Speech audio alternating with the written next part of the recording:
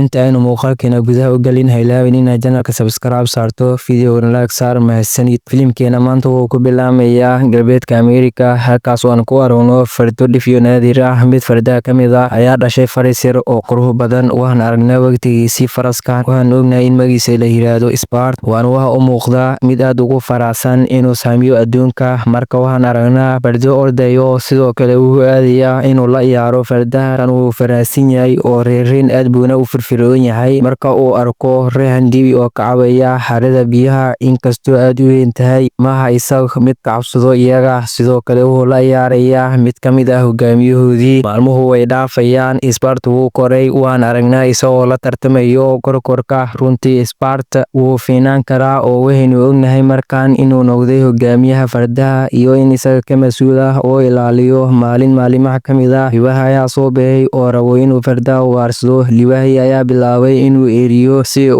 cuno, laakiin si lama filaan ah hogaamiyihii wuu yimaaday oo waxa uu bilaabay inuu si kulul u weeraro libaax. Waa dagaal weyn, hogaamiyuhuna wuu ka adkaan karaa libaax. Sidoo kale isagoo absigelinayo ayaa dhulka ku dhuftay. Libaaxii wuu bilaabay inuu ka baxsado meesha looda ku taalo, iyo sababtaas awgeed waxay dhacday in hogaamiyaha hooyadii ay raacday. Inta kale ee fardaha waxay muujiyeen geesinimo, kadibna uu soo muuqan doonaa hogaamiyaha. Aad buuna ugu faraxsan yahay inuu fardaha la joogo. Habeenkii wuxuu tagay fardaha yar, wuu hubiyaa iyaga inay nabad qabaan. Waqtiga wuxuu arkayaa iftiin qalaad oo qofka imaanayo keenta. Hooyadii ayuu la hadlayaa, taasna wuu garanayaa. Isagu wuxuu aadi doonaa xagga nuurka si uu ogaado wixii ay tahay. Wuxuu hooyadii ka codsanayaa inay la joogto fardaha. Si degdeg ah ayuu u ordayaa dhab ahaantii ilaa uu ka gaaro isha nuurka oo ay la yaaban yihiin fardaha geedka ku xiran, oo mar alla markii arkeen way u digayaan. Waxay ka codsadeen inuu si degdeg ah u baxsado, laakiin nasiib darro hogaamiyuhu ma dhegaysanayo iyaga oo wuxuu bilaabay sahaminta meesha. Spart markuu arkay wuu yaabay. Kuwa kalluumaysatada oo hurdo wax cunayaan aad buu ula yaabay muuqaalkoodii, waayo waxay ahayd markii ugu horreysay uu iyaga arko. Spart ayaa si lama filaan ah ugu dhuftay mid ka mid ah kalluumaysatada isagoo kabtiisa wado. Joogkii si lama filaan ah u toosay. Saaxiibkiisii ayaa soo toosay oo uu arkay Spart. Labadoodii way isku yimaadeen markay arkeen Spart wuxuu ka mid yahay fardaha aad naadir u ah in la arko. Spart wuxuu doorbiday inuu sahmiyo dhammaan qalabkoodii ilaa uu hogaamiyahoodii ka kaco kalluumaysatada. Iyo markii hogaamiyahoodii isku dayay inuu soo qabto Spart, aad buu ugu orday si uu uga baxsado isaga. Hogaamiyuhu wuxuu ku amray dhammaan ugaarsatada inay soo qabtaan Spart. Kadib markay daba ordeen Spart, isagu wuu khiyaamiyay oo gadaashoodii buu ka yimid oo fardaha oo dhan wuu dhaqaajiyay midka kale wuu baxsaday. Aad buu u ordayaa ilaa uu meesha ka gaaro. Fardihii meesha joogay ayuu weydiistay inay meesha ka tagaan. Dhaqsaba meeshii ayay ka baxsadeen. Spart mar kale ayuu soo noqday kalluumaysatada. Wuxuu isku dayayaa inuu ka mashquuliyo si uu uga fogeeyo. Run ahaantii wuu ku guuleystay qorshihiisii oo uu ka dhaweeyay. Kalluumaysatada way eeriyeen, kadibna dhammaantood gudaha ayay u galeen buuro dhaqaale oo waxaa jira ruux ka ordaya dhagaxyada. Halkaas waxaa jooga kalluumaysato badan, iyo markii ruux yimaado oo isna wuu isku dayayaa inuu ka baxsado. Kadibna mid ka mid ah kalluumaysatada waxa uu ku tuuray xarigiisii, uuna jiiday oo uu dhulka ku dhuftay. Markii uu damcay inuu naftiisa badbaadiyo, inta kale ugaarsatada ayaa weerar ku qaaday oo uray xarigoodii bay ku xireen meel walba. Way ka soo tuureen xarigii bay kaga xireen meel walba. Nasiib darro waqtigaas ruuxu ma awoodi doono inuu taas sameeyo. Si kastaba ha ahaatee, fardihii kale way yaaban yihiin. Kadibna ruux ayaa ku qaylinaya si ay u cararaan, meel fog u aadaan. Dhab ahaantii dib bay u noqdeen. Hooyadii iyo rahantii fardaha intii kale way rareen. Inkastoo uu fardaha ugaarsaday, waxay rabeen inay caawiyaan ruuxa ilaa ay kari waayeen, ma awoodaan. Kadibna dhammaan kalluumaysatada way isu yimaadeen isaga ruux si ay u jiidaan. Way socdaan jidka. Ruux ayaa isku dayay inuu ka baxsado iyaga, laakiin isaga nasiib darro taas ma samayn karo oo wuu doorbiday ruuxa. Wuxuu saaxiibkiisii korkorka ugu yeeray si uu u badbaadiyo, laakiin nasiib darro korkorka ayaa u soo dhowaan waayay kalluumaysatada darteed. Muddo kadib waxaan aragnaa kalluumaysatada ay gaareen meeshoodii. Xero weyn oo leeyihiin ciidamada Mareykanka oo halkaas ku sugnaa. Wuu yaabay ruuxa. Waxa uu ku arkay xerada ciidan tiro badan oo halkaas joogo,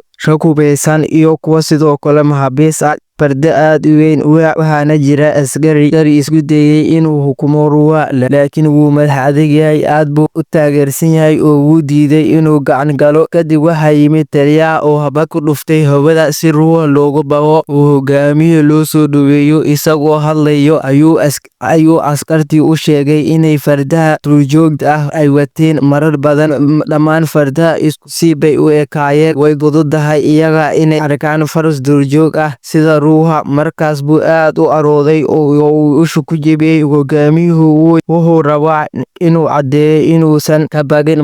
Markaas askartii yimaadeen oo Ruuha qaadeen oo meel fog bay ku hireen. Timo jaraac ayaa dameeyay inuu timaha ka jaro. Spartel wuu diiday